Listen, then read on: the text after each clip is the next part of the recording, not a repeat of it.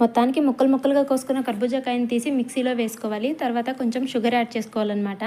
ఇంకా మనం తీసుకున్న కాయ టేస్ట్ని బట్టి షుగర్ యాడ్ చేసుకోవాలి. మేము తీసుకున్న కాయ కొంచెం స్వీట్ ఎక్కువగా ఉంది కాబట్టి నేను ఇక్కడ 2-3 స్పూన్స్ మాత్రమే షుగర్ యాడ్ చేస్తున్నాను. తర్వాత ఇంకా మిక్సీ పట్టుకున్నాను. మనం ఈ ముక్కల్ని మిక్సీలో వేసుకున్నప్పుడు థిక్ పేస్ట్ లాగా వేసుకోకూడదనమాట. కొంచెం పల్చగా, అలాగే ఆ ముక్కలు కొంచెం తగులుతున్నట్లు ఉండాలి. అప్పుడు మనకు ఐస్ తినేటప్పుడు కూడా బాగుంటుంది.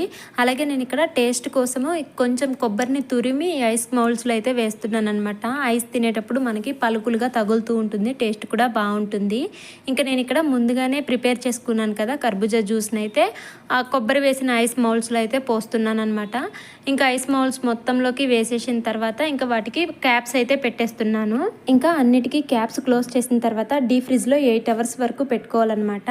తర్వాత మనకి ఐస్ ఫామ్ అయిపోతుంది, తినడానికి కూడా బాగుంటుంది. కకృత్తు పడి తొందరగా తీసామంటే కొంచెం వాటరీగా ఉంటాయి అన్నమాట.